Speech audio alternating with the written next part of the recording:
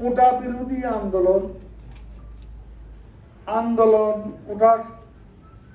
ওই আন্দোলনের সঙ্গে তারা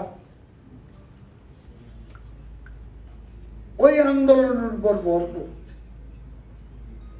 এবারও আবার তারা নিজেরা আন্দোলনে ব্যর্থ,